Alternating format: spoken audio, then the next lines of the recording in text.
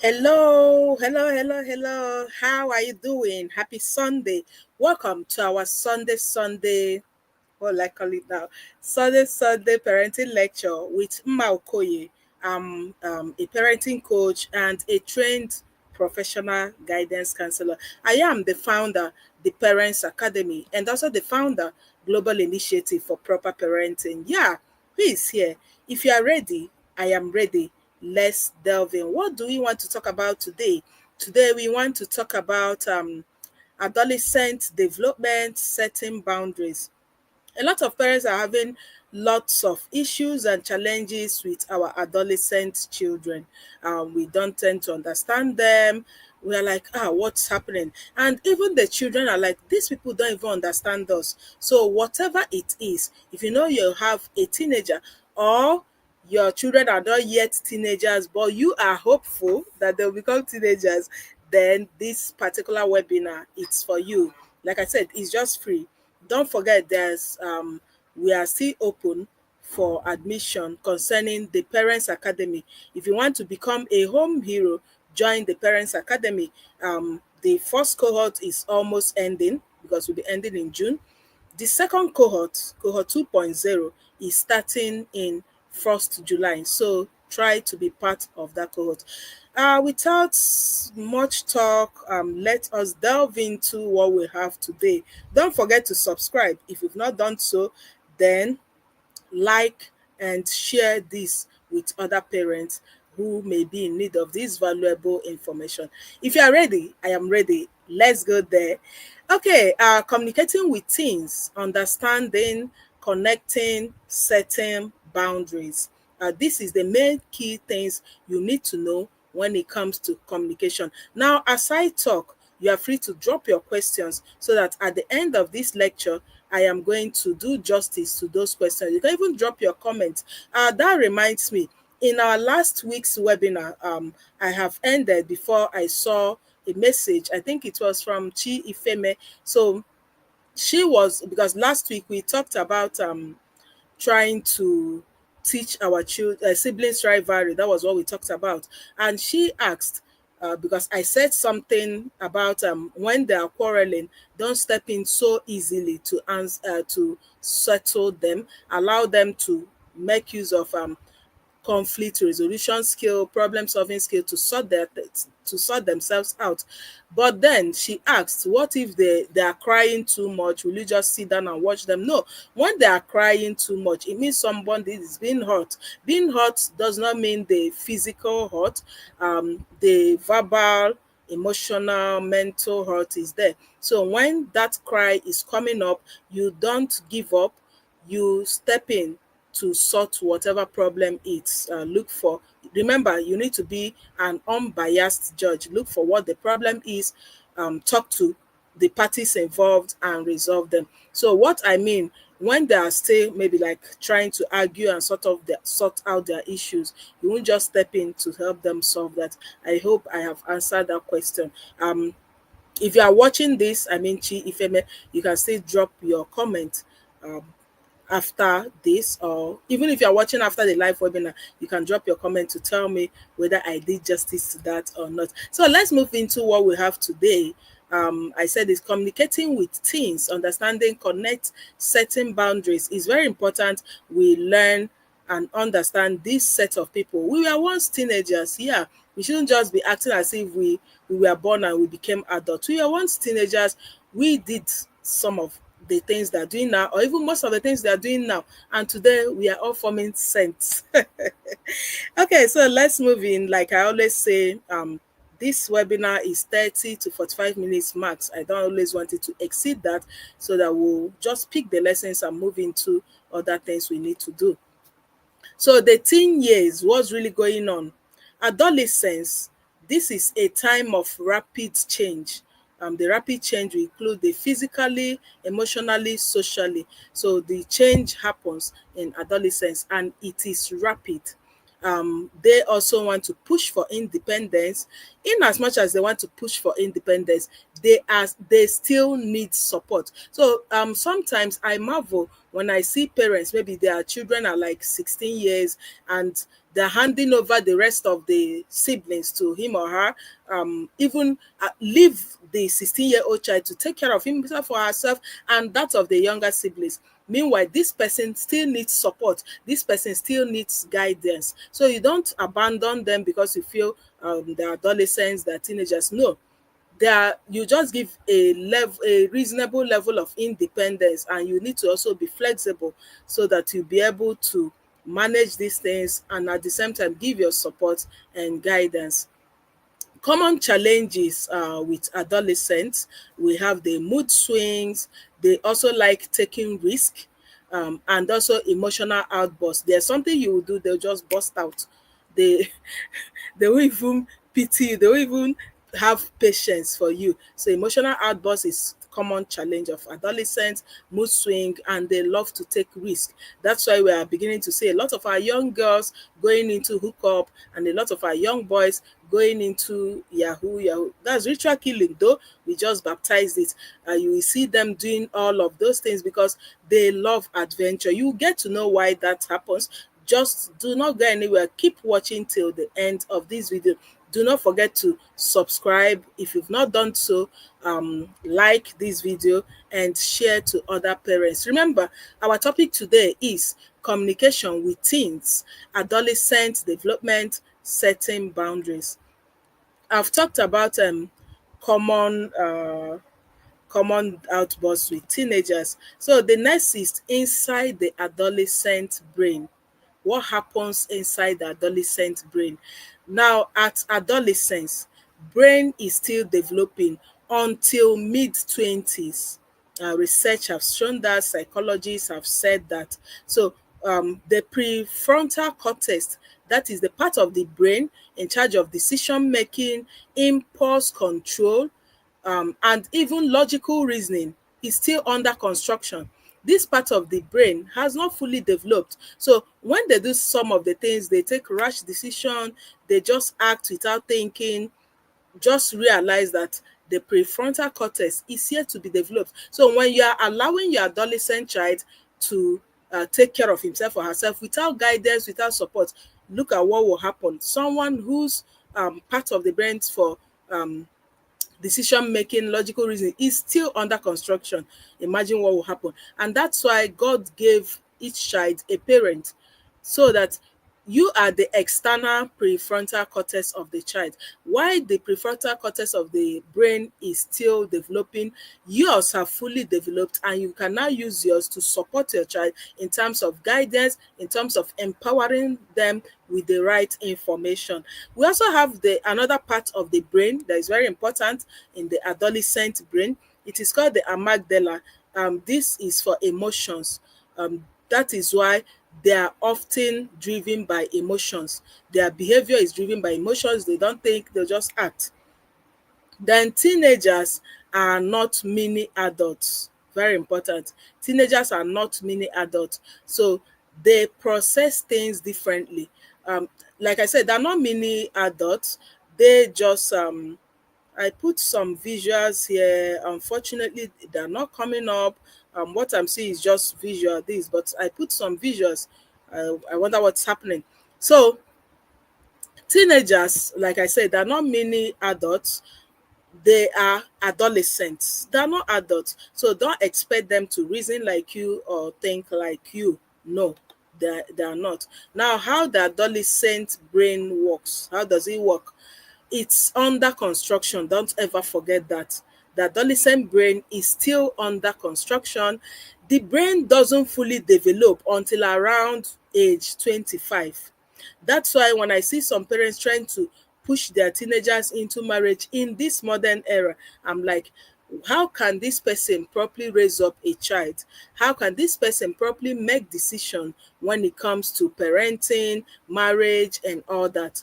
It's almost impossible because part of the brain responsible for all that is still under construction. Then the prefrontal cortex, that's the part responsible for decision making, impulse control, and reasoning, is one of the last areas to mature. So when it comes to the brain development, that prefrontal cortex is the last area to mature. This means teenagers may act impulsively, and also they struggle to plan ahead, or they can also misread social cues. So when you give some of these cues, they will misread it, misinterpret it, and just act out of emotions. The amygdala takes the lead. That's the emotion. Everything they're doing is just about the emotions. They don't even think. So the amygdala takes the lead, and they act out of impulse. The amygdala, that's the brain's emotional center, is highly active during adolescence. That's why you also need to protect your teenagers against every form of abuses, especially sexual abuses, because they act out of emotion. When let me use a teenage girl for an instance.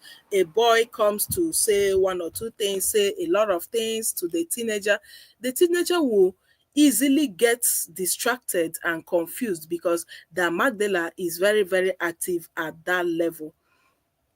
So since the prefrontal cortex isn't fully online yet, yeah, that's fully developed yet, teenagers often react emotionally rather than logically. They react more of emotionally more than logically. So let's look at this, why communication breaks down. So this is we are talking about review and listen. You can see that picture there. The in between you have understanding. So teenagers want autonomy, but then they still crave for connection. They want to be connected. Misreading tone, body language, or intention is common when you want to connect with your teenager. I mean, in terms of communication. So you need to endeavor to make sure you use the body language. First of all, think about the intention. Why do you even want to have that communication and conversation with your teen? So you think about that. Then another challenge is power struggle. This often arise when parents try to fix or control. So when you're trying to be that control, you're like trying to be the one that will control everything about that teenager. It becomes a problem, and they would like to repel or become aggressive. That's why we are having this lecture, so that you actually understand your teenager. Listen is often more powerful than advice. Most times we want to talk, talk, talk, talk, talk. We will never pay attention to what they have to say. We have 1001 things to tell them, but we'll never pay attention to what they want to tell us. So we should also learn to pay attention to what they want to tell us. The next is how to communicate effectively. When you want to communicate effectively with your teenager, the first is stay calm. Yeah, you need to stay calm, curious, and non-judgmental. A lot of teenagers don't tell their parents things because their parents will always judge, will always condemn. You can see what they brought out recently. We listen, we don't judge. It's because of what we do in the house. We listen and judge them. That's why they're telling you we listen, we don't judge. So learn to be non-judgmental, learn to be listen with empathy, learn to listen to them, to understand, not to condemn. In that way, they will easily come back to you for any kind of confusion or advice or anything that is bothering them. Now, when communicating with them, use I statements uh, and open-ended questions. Reduce questions that will give response of yes or no. Give more of open-ended questions that will make them talk, explain. Is better than using questions that will make them say yes or no. Then validate feelings before offering guidance. I could remember recently I posted something on Facebook. I think I saw it on Facebook and I now posted on my wall. Someone asked about her 15-year-old child asking about sexual urge. Then I wrote about it. Someone now shared it from my own uh, timeline. And in her comment, someone said, how can a 15-year-old child talk about sexual urge. And I'm like, are you for real? In 2025, you're saying, how can. No, she said, who told a 15-year-old child about sexual urge? And I'm like, in 2025, are you for real? So when we don't do what we are supposed to do because we are still thinking that these children are living in our era, you are making a very big mistake. So you need to understand how they feel. Like the mother that asked about the child talking about sexual urge, if the mother comes to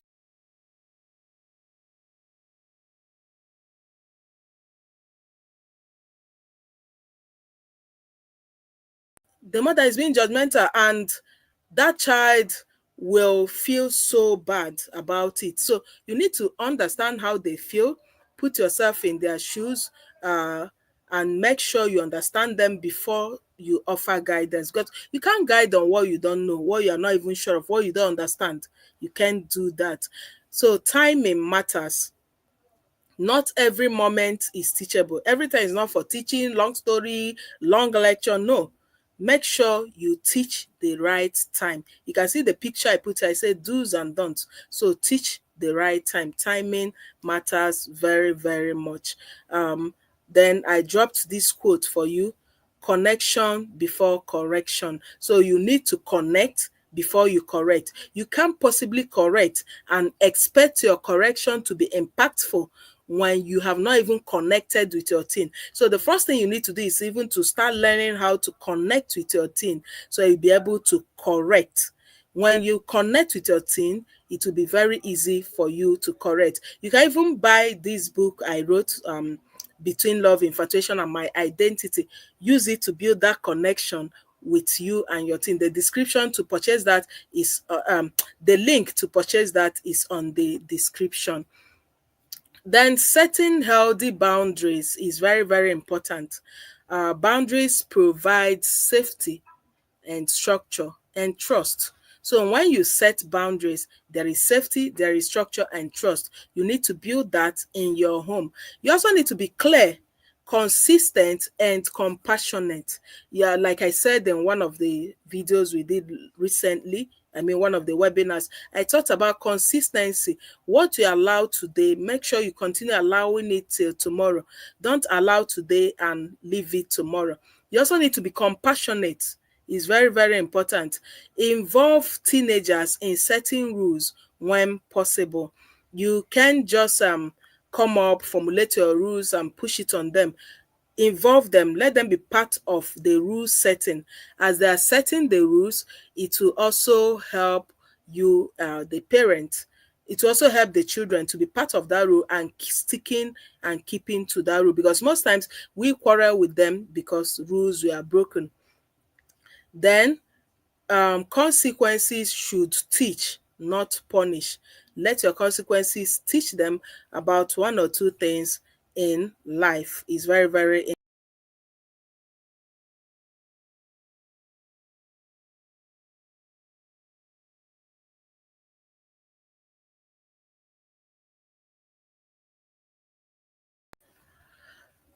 The final takeaway and resources. Teenagers' behavior is often driven by development, not defiance. So don't say, oh, they are very dishonest, they are very, very disobedient, they don't listen to me, they don't pay attention to me, and all that. All these are part of development of a teenager, not actually out of defiance. And then the teenagers are going through a lot. They're going through some kind of stress, frustration. You also need to understand that, remember, adolescence is a period of rapid hormonal changes, physical, emotional, psychological, social, and all that. So they are dealing with a whole lot of things. So don't misunderstand them. Boundaries plus empathy plus effective parenting is very, very important. Join them together and you'll be able to have a wonderful relationship with your teenager. Book recommendation: Between Love, Infatuation, and My Identity. I just released it on my birthday. It's on seller. It's an ebook, just 3,000 naira. The teenagers are on holidays right now. Endeavor to help them read that book. Get that book for them with just 3,000 naira, and you'll be glad you did. Purchase it on seller for just 3,000. Link is on the description. You can join our free parent support group. It's a WhatsApp group. If you want to join, drop it in the comment section, and I'll send you link on how to join that free parenting WhatsApp group. It's a support group, free to join. You can also be part of our Parents Academy. Be a home hero in the next cohort, which is cohort 2.0, starting in July 2025. 1st July will be our induction. And that is all. Thank you for joining. Uh, okay, so now if you have any question, you are free to drop it. I'll be so happy to read from you. If you have your challenges with your teens, you have your questions, you have maybe experiences with your teenagers, feel free to drop it in the comment section. I would love to read from you. If you have questions, still drop it in the comment section. I would love to read from you. All right, thank you so much for listening to this point. Thank you so much for showing up for today's webinar. Good to see you. Good to know that you are still there. Let's do this again next week Sunday. We're going to have another interesting topic. Remember to share this if you got so much values from it. Don't forget to subscribe and also like this video. Thank you once again for listening to this point. Good day, team. We did not even spend up to 30 minutes in this one. This is the shortest webinar we have ever done, because I just wanted to go straight to the point, because when it comes to teenagers, no long grammar. We just need to understand everything about them, especially how their brain works. When we understand that, we'll be able to help them in this journey so that they grow up not being damaged. They grow up becoming productive, resourceful, valuable, and morally sound individuals. Until I come your way next week Sunday, continue to be a wonderful parent. Raise these jewels very, very well. I'll see you in the next